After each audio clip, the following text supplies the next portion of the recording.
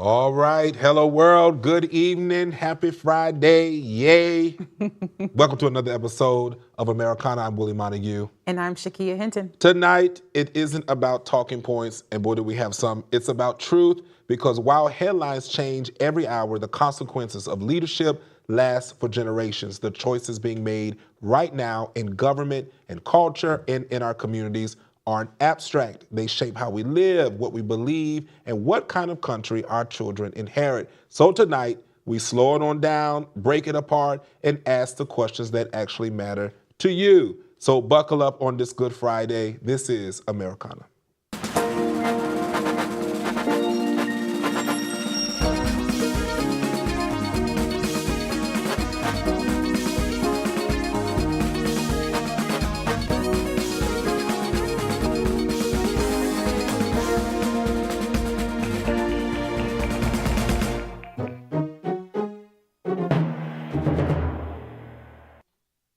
All right, y'all, we have a lot coming up on today's episode. Mixed messages.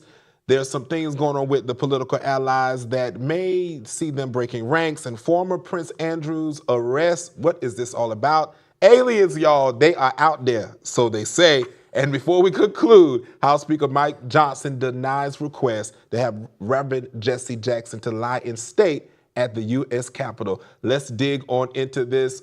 White House Press Secretary Caroline Leavitt, you know what I mean, is facing backlash after comments related to a post involving former President Barack Obama and President Trump sparked accusations of internal disagreement. Supporters say it's normal clarification for a press office. Critics argue it shows fractures in political messaging at the highest level. The larger question is, what happens when public communication and political loyalty appears to collide? Now, Shakia. Now, I ain't wanting to say this, but now we just had this conversation about the whole ape video with the Obamas in it, and it was stated that it was a staffer. Now, I was okay with that because I came out and said, all right, it was a staffer, it was a wrong move, they need to fire the staffer. Oh, Caroline, she gets up there at a press thing and with a big smile, saying that President Trump writes all of his truth social messaging. And, you know, that's the kind of president we have, one that's for the people. Someone didn't do a good job. Somebody didn't brief her. They did not brief her with that. So what is this? Now, someone said she's breaking from ranks and she's just basically clearing the air, I guess, to get out of there.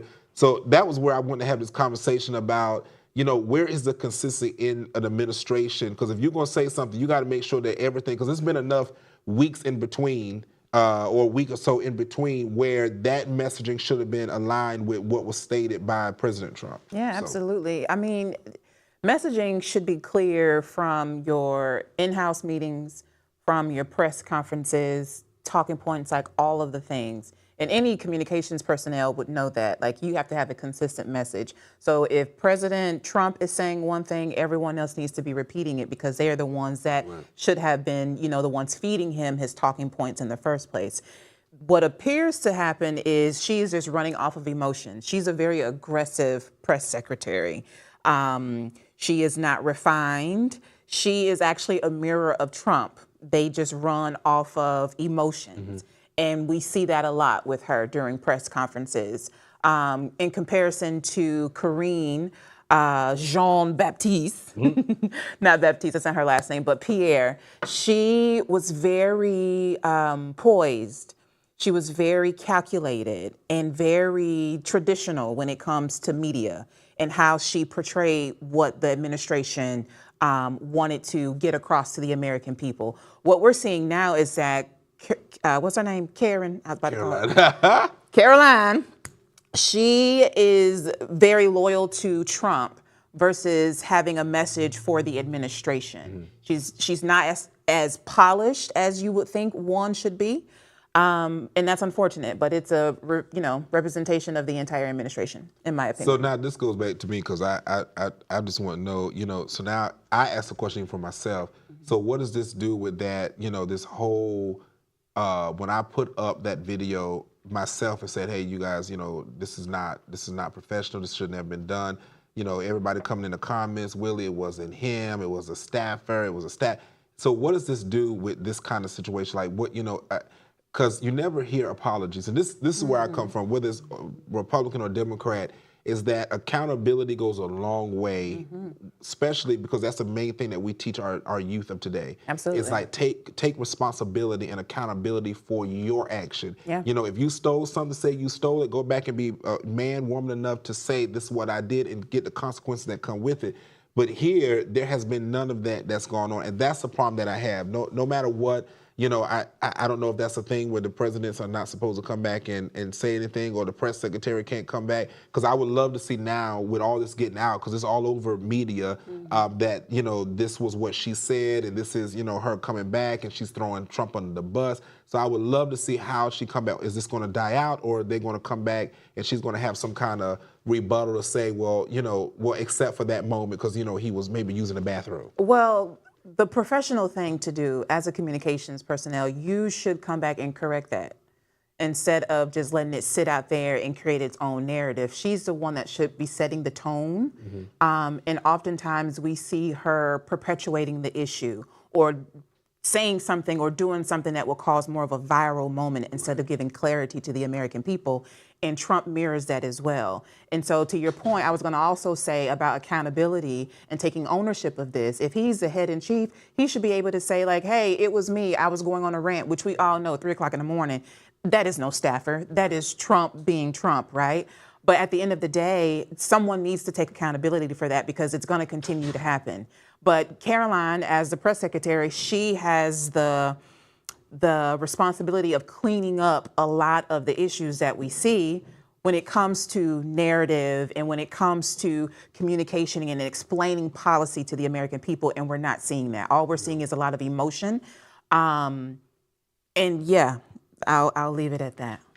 Ooh, all right, y'all. This is Friday. It's we going Friday. On. All right, y'all. The former, and we would make that clear, the former prince, because they had done shut the man down. He ain't even a prince anymore. Allegedly, former Prince Andrew was arrested on suspicion of misconduct while in public office related to Jeffrey Epstein. The prince was out there princing. My God. My God, today. Abusing power. Abusing power. So they're saying, I guess this was, I believe that the royals and all of them, even Queen Elizabeth and them, was involved with some sort of in the awareness of what was happening, not at just Jeffrey Epstein's island, but also throughout. There's other things that I believe, and I believe they, from what I was reading, some saying they believe that they just put him out there to take the fall for everybody else. I mean, he could have been a sacrificial lamb for the family. I mean, they haven't seen or royal bloodline, you know, be persecuted or brought under this type of scrutiny in over like 1,000 years or whatever. Probably not even 1,000 years, but a very long time. And so what the UK is showing me is that you can hold such power and pedigree within society, but also still be held accountable. And I'm just really shocked that the United States, we claim to be the leader in all things, and we haven't taken the charge in holding at least one person accountable. No one has been arrested. And all these names have been unredacted, and people are going through all the files. Citizens are going through and combing through and putting pieces and dots together, and no one has been able to be arrested. Like, it's just baffling to me. Right. You know, it's interesting with that, because I'm going to get into that later, or my views about that. But when we talk about this level of hierarchy, I guess you would say, and then, you know, all through this week, we see people tied into Jeffrey Epstein.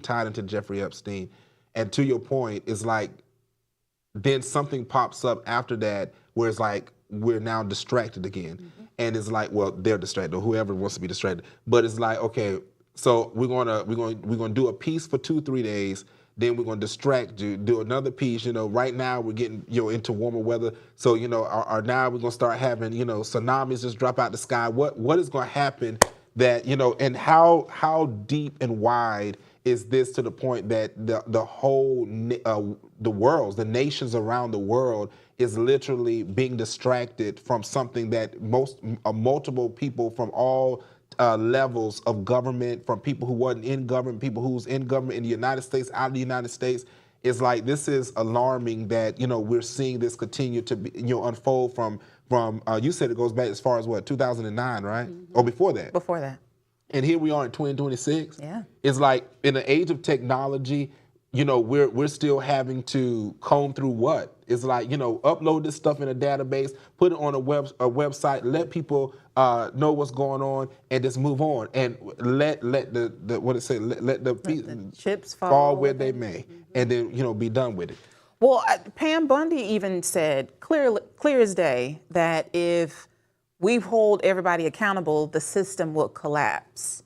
And I think people are calling for the system to collapse. Yeah. But the UK is taking charge in this and saying, if the system is going to collapse, we will be the first domino to set this MF on fire. Right. And I hope he blows the whistle and sing like a canary. I tell you, Pam Bondi is worried about it collapsing because she probably on somebody's lap. And so at the island. Why would you say this about this? So lady? Nevertheless, let's move. All right, y'all. So speaking about things that are unredacted, there's some stuff going on with these aliens. President Trump is criticizing former President Barack Obama after podcast comments about extraterrestrial life sparked national attention, calling the remarks a mistake and urging the government to release any classified UFO files to the public. The moment has reignited debate over what officials really know and how much Americans are being told. Now, you know what? This is very interesting because President Trump said that it was classified information that should never been stated by President Obama. Mm-hmm. Then he goes and says, I want you to release these classified documents. Y'all, aliens exist and extraterrestrial things. And what I said was, listen, if y'all gonna go out here and want to start releasing files, just don't open the door where they living at. Because I do not want these aliens coming out. We done see too many movies. They coming for us. Well, I think E.T. was real back in the 90s. E.T. phone home. E.T. was a real extraterrestrial being. Okay. And they just made a movie out of it. Now, this is just me being a conspiracy theorist, right? I've gone down this rabbit hole the past week. And I do believe aliens are real. I believe that there are other beings amongst us. There was a woman that was on a plane a couple of months ago that was really freaked out. And they took a recording of her saying that there was somebody who was shape-shifting on the back of the plane, and everyone thought that she was losing her mind. I do believe that the government is experimenting on all sorts of things, and they could really be among us. And this just may be the rabbit hole that I've been on for the past week. And so if you have any other suggestions for me to go down this rabbit hole, please put them in the comments.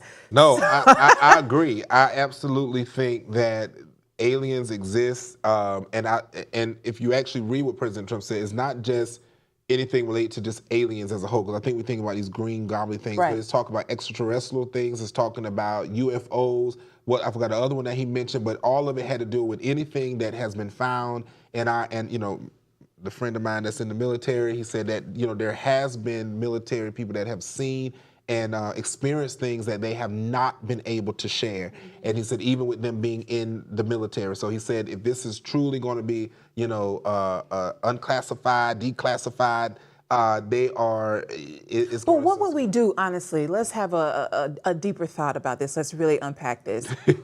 Okay, so Trump is trying to distract us again with UFOs and all the things that you just listed. Yeah. Right? So he's waving a flag over here when the Epstein files, we've been wanting someone to be held accountable for that. So here's the latest distraction, UFOs. So if these UFOs are real or extraterrestrial and all the things that we aren't aware of, why now? Why are they being brought up to us now? And if they are real, what are we going to do?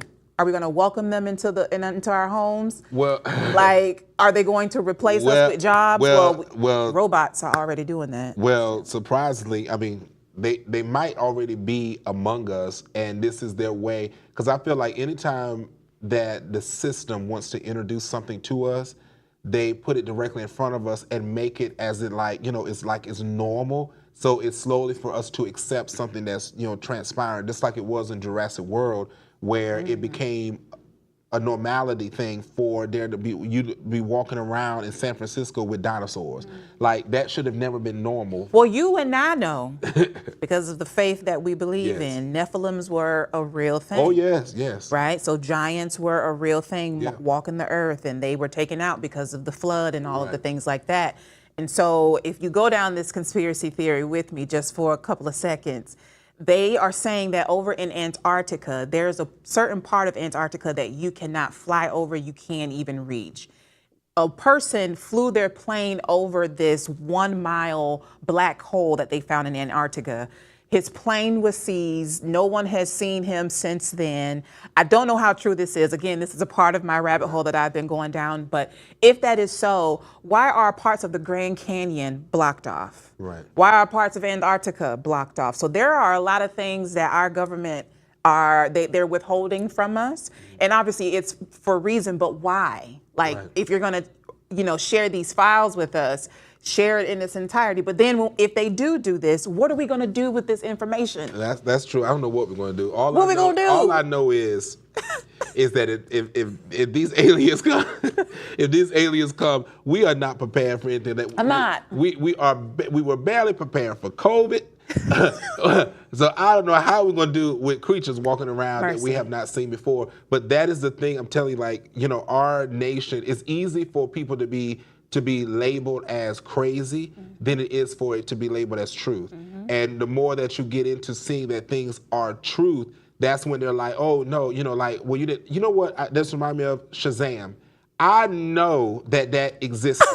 I watched that movie as a child. No one cannot tell me that Sinbad was not a genie in a movie. I watched it growing up. But now Sinbad didn't play in a movie. Now what they say was that Sinbad was on drugs at that time, and he didn't want people to. I guess they try to wipe it out because he didn't want people to, see that because at that time when he was actually on drugs. And I'm like, but everybody else said it never existed. There was nothing with it. Even people took pictures showing their VHS of the, and I said, I know I watched Shazam. Listen, So I believe the Bible, and there were giants walking there this was earth. giants. And one scripture says, as it was in those days, so shall it be. shall it There will be giants. We ain't gonna do it too. In the land. Hey, All right. moving on. Moving on. Now, you guys, this one right here. House Speaker Mike Johnson denies request to have Reverend Justin Jackson lie in state at the U.S. Capitol, sparking debate about racism, even in death. Now, I do have a problem with this because we did a lot for Charlie Kirk. Yes, we did. We laid his And, body right there. Charlie Kirk did not do as much. Now, I may not be a fan of some of the things Justin Jackson did, but I would say that Justin Jackson was 84, correct? 84 years old, and did a lot as it comes to civil rights. Even if not, that's where the term actually African American originated from, was with him. And so here we are with Charlie Kirk, being celebrated, days of remembrance, and things named. Streets being named After him, and we can't acknowledge someone who helped pave the way, especially during Black History Month, that helped pave the way for a lot of us. And so I do not understand. Now, I know, to back up for those that want to get in the comments, it was listed as a rule. It was some type of rule that they want, that if a person is not a former president, has to do with that, then that they cannot do it. I think the last person they said that they allowed was Rosa Parks in 2005. But then that negates Charlie Kirk. Right. Yeah. So it is all about preference. Right. And so it troubles me that even in his passing, he is still acknowledging the racial bias in this country. As much as this administration wants to say that, they're all for equality, but they're removing DEI, and they're even doing it in this man's death. Like, I don't understand the tension behind that. Right. I really don't. And so it even makes me think about the graveyards that are amongst our own communities. Here in Florida, in Tallahassee in particular, the capital of Florida, they are, the city commission has actually purchased land that a lot of unmarked graves for Black slaves were present.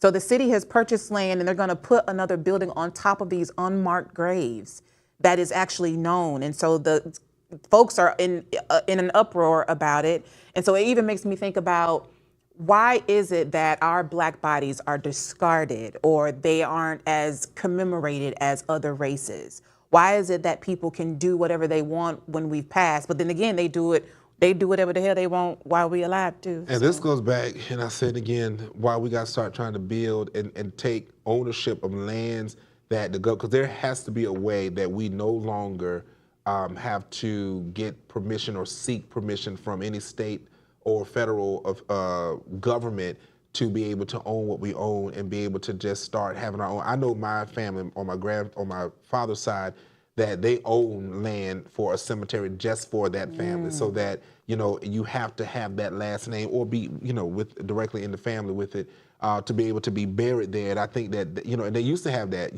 They got what is the what's the name of the rights that they give you if you are buried, because I think they said Trump did that with his somebody. He buried him on there, buried his sister or somebody on something so that he can say that it was a tax cemetery, so that way you don't have to pay taxes because you don't have certain taxes on cemeteries. It sounds about Trump. I mean, it sounds about Trump. I'm pretty sure he did that. But I'm like, okay, so back to this, to my point, is that the disregard of a lot of things when it comes to people of color, Black people within our communities is like traditionally we took care of ourselves, and then when things had to come in, we had to go march down for everybody to go. When it was trading in gold for the money, when we had to go in and turn in what is it? They started having some people turn in their guns when you had to go march in line, not march in line, but go get your Social Security number, and everybody had to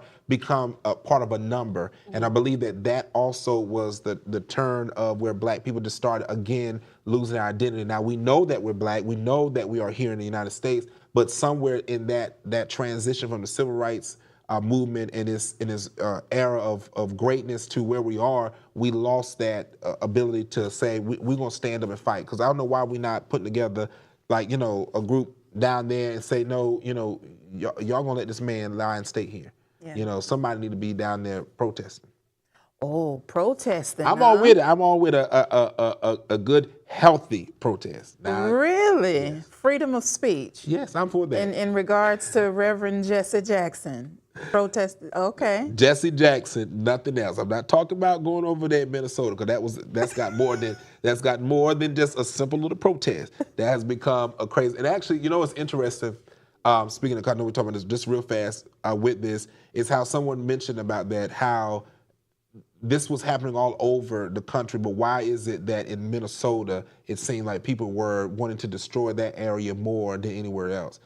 Even though ICE is all over the place in different places, not just heavily involved there, but we'll talk about it another time. Absolutely. So, but in this good old Black History Month here, we have a lot to do, and I said it from the beginning, I'm gonna say it until the end of Black History Month. Say it again. We have to remember we are blackity black, especially on Black History Month. All right. I'm gonna turn over. Now, who are we talking about today for our Black History Month spotlight? Thurgood Marshall. Mr. Thurgood Marshall. Thurgood was his nickname. Was an American civil rights lawyer and jurist who served as an associate justice of the Supreme Court of the United States from 1967 until 1991. He was the Supreme Court's first African American justice. In 2026, we still have the first of things as Black people. And that's what always bothered me, that why are we still here? Because we look back how far, so 1960, I wouldn't even thought about. But then to say he was the first, and here we are in 2026 still saying the first Black, governor, the first Black mayor, the first Black, and I'm like, are we still in a time where we even have to announce that, where we want to be able to say, it's the 30th mayor, correct, just because they're the mayor, because we done had, the first female Black, the first Black, but I guess it's the times we're in. So it's the times we're in. Thank you for all that you have done, Thurgood Marshall. Yes. You led the way. Well, he's led the way, but there are more that are coming after him. So shout outs to him and his lineage and what he has done for our civil rights. But this has been a great show, a great end to our week. I'm Shakia Hinton. And I'm Willie Montague. Thank you so much for joining in on this discussion tonight here on Americana with Afro TV. Have a great weekend. We'll see you next week.